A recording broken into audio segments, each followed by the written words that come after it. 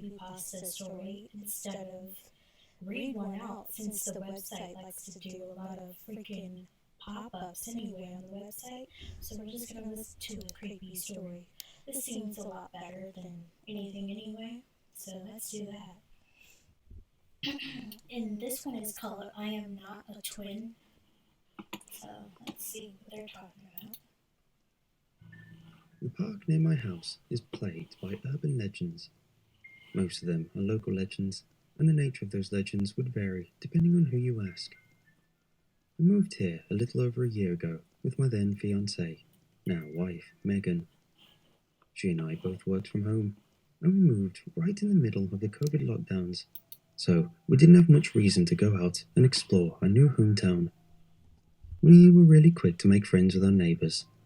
The day after my wife and I moved in with our dog, Kaya, and 3 cats, we got a ring on our doorbell, and we opened it to the sight of 2 women, both in their 60s.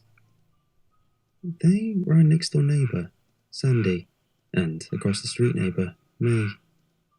One had made us homemade jams, and the other made a homemade pie. I love pie, so this was the perfect way to welcome us to the neighbourhood. The neighbours across the street have a gorgeous patio space, and they said they wanted to have a welcome party for us, so we could get to know the neighbours around us.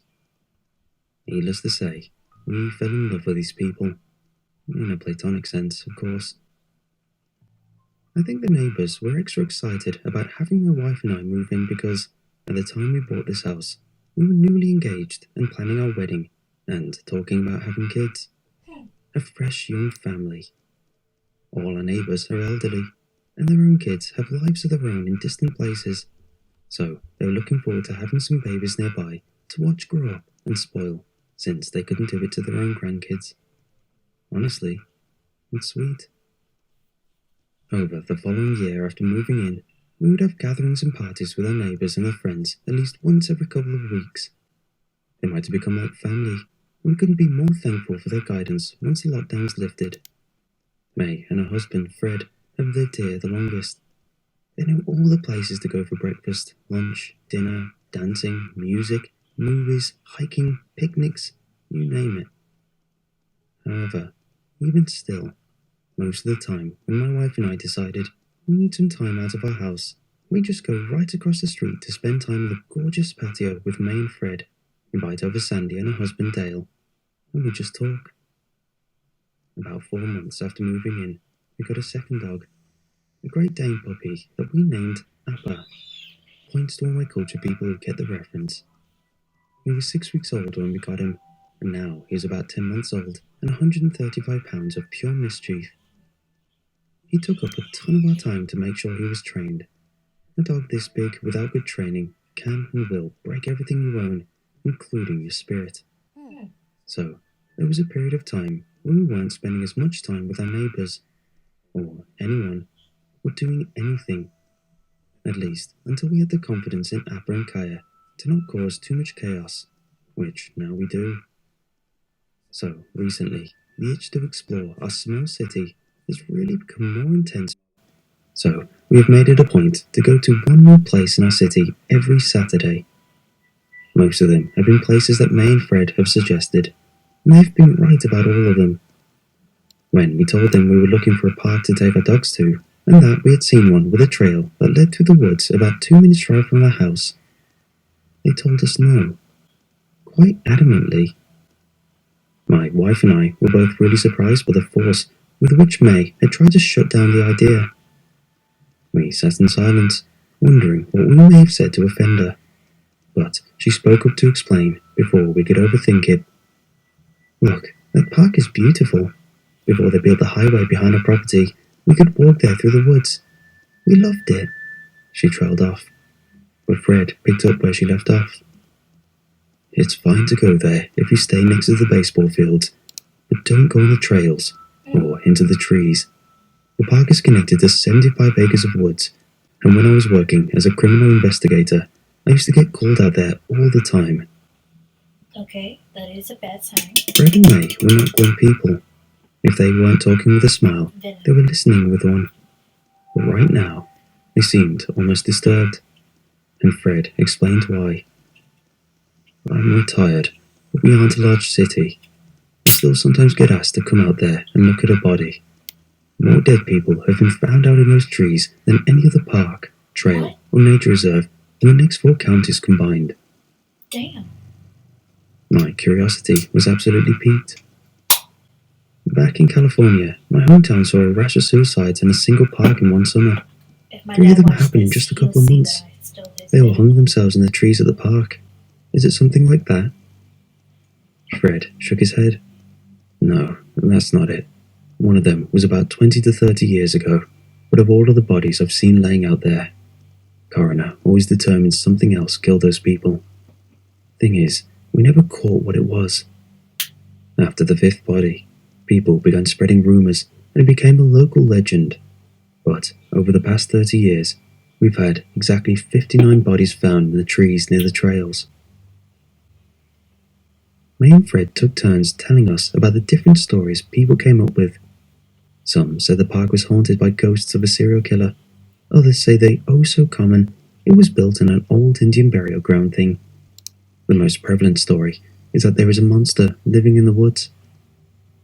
My wife and I are not superstitious, didn't believe in the supernatural, until we decided to go anyway. We both needed out of the house this past week. It had been a couple of months at this point since May and Fred told us the story about the horrible evil park of doom. We grabbed a blanket and decided to hang out within view of the baseball fields. It was a beautiful day. It was 68 degrees and sunny, and in the early morning it felt good to lay out in the grass near the fields and get the even mixture of warm sunlight on our skin and a cool breeze to refresh us. However, as is prone to happen in East Texas, the sun quickly began to get too hot and the breeze began to get too humid. My wife and I still weren't ready to go home, so we opted to move into the shade, just a little ways into the line of trees that separated the baseball fields from the playground and tennis courts. Still nowhere near the trail toward the very back of the park. We would have to cross through the tennis court, another parking lot, and around some gazebos with picnic tables to get to the trails. We did, and we continued to enjoy the scenery of the park. There was a small creek about 30 feet from us now that flowed out of the woods and into the small pond near the edge of the baseball fields. Between the mottled rays of sun broken up by the shade and the soft sounds of flowing water, my wife and I found ultimate relaxation. But not before my wife said, "You look good today, and this lighting is awesome. Let me get a picture of you real quick." Now, I don't like having my picture taken. I always feel awkward, but my wife insisted that I looked good, and I was honestly feeling pretty good, so I agreed. Do me a favor though, I don't want to be the whole focus of the picture, so get me in there, but do a panorama so we see a lot of the park too. She smiled and took my phone from me and opened up the camera. I went and stood by a tree and let her do a thing.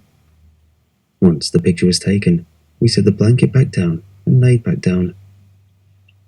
We had chosen to leave the dogs at home. Megan was in need of a stress-free time, and even though the dogs would have loved the park, we wanted to just be able to close our eyes and chill and not worry about either of them wandering off or eating something they aren't supposed to. It was a good choice overall, because it instantly put Megan and I in a better mood. I rested my head on her stomach, and she used it as a way to prop up a book.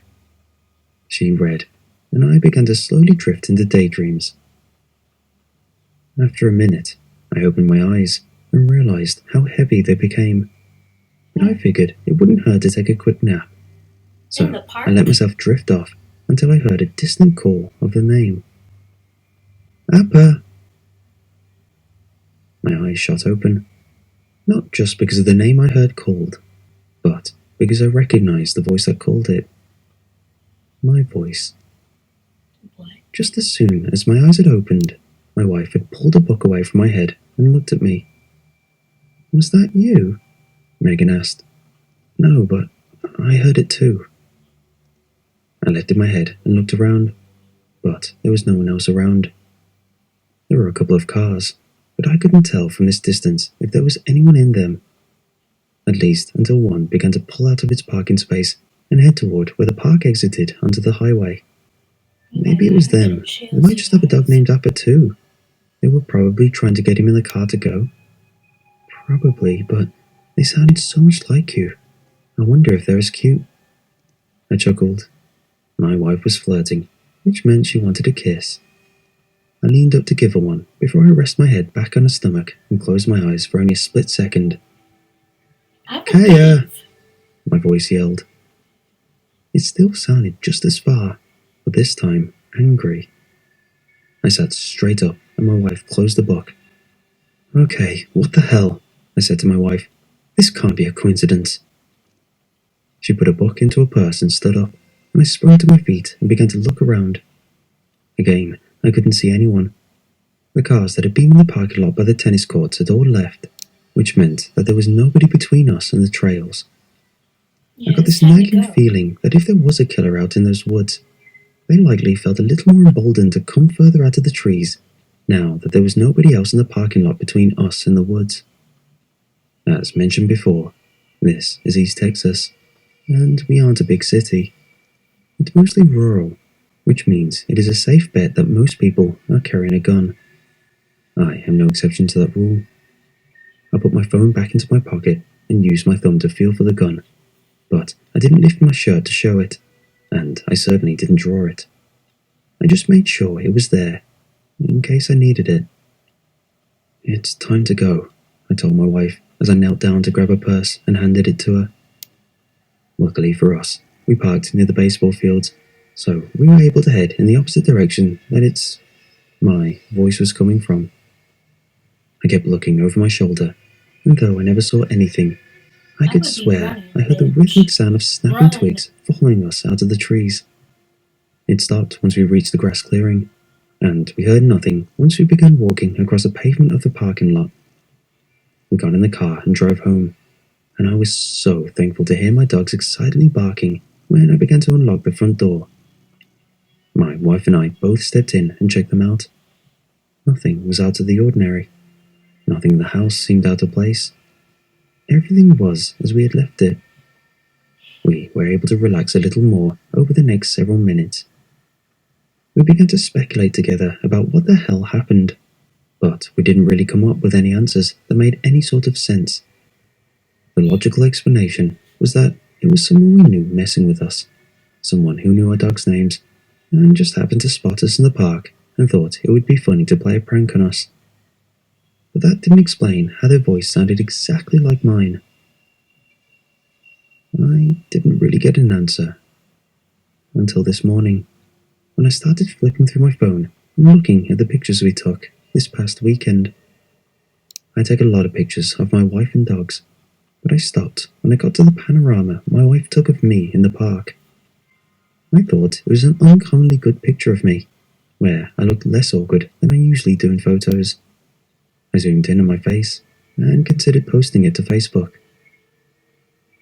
But then, I began looking at the rest of the photo, where I was still zoomed in, and my heart began to pound when I got a closer look at something between the trees. I am not a twin. Oh my god, that's so scary. I got chills for real, you guys. Well, that was the end of that one. I don't know if I can keep doing this. Creepy McPasta. Creepy Pasta Story here by Atlas Black. Okay, let me see.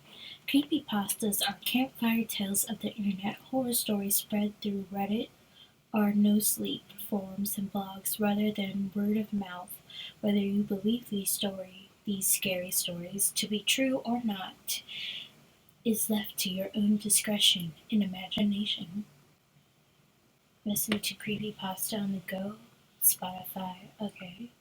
Creepypasta playlist, good places to start, personal favorites written by me, long stories. Okay, I might follow this dude. I want to get more intel on creepypasta stories. Let's see what people said. Tune in next week for I'm Stuck in My Stepsister's Body. Yeah, right. That's gross. Okay, I'm not sure why, but when they said I am not a twin, it sounded more angry or annoyed than frightened. Ooh, what if it became him at the end? Ugh, ew. I mean, you don't have to be superstitious to know that murderers exist. True. A criminal investigator tells you more than 50 bodies have been found at the park and the killers have been caught, so you go take a leisurely stroll. A leisurely stroll there? What the hell? I know, right? Let's see what the replies say. Yeah, not my first choice either. LOL, LOL. One of just a few things that betray this as bad writing. Thank you, a professional person and not some word of mouth hearsay mess. I was gonna read this yesterday, but I'm glad I didn't. Do I get to enjoy it for the first time with the narration? Yeah, narration is better than freaking reading it, out loud. 7 spine-chilling horror stories from RL No Sleep Reddit. I might do that next time because it's 3 hours. I can make a 4-hour video. Tell me down below in the comments if you guys want a 4-hour video next. Alright. Peace. Take 1, take 2. Okay, this is Creepy Pasta. New video. Because the other one sucked. No. Take 3. Yeah, so today I think we're reacting to a new creepypasta video from a dude on YouTube. No. Take 4. Ooh, look, you guys. Can you see the candle in my glasses? Yeah. See? I have it to have like set for like a... Oh my god, the candle flame is so high. Okay. Okay. Set it down carefully. There we go. Okay, take 5. So, new video today.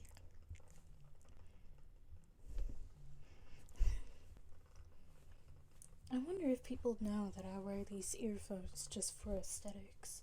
Because if I record it with the headphones, I can't hear. You won't be able to hear the video in the video if I have my headphones on. So I just wear to make me look cute. I think they would know because, these would have to be lit up for it to be... Oh, I like that. Take 2, take 5, take 6. Ooh, I like that one. Pose for dramatic effect.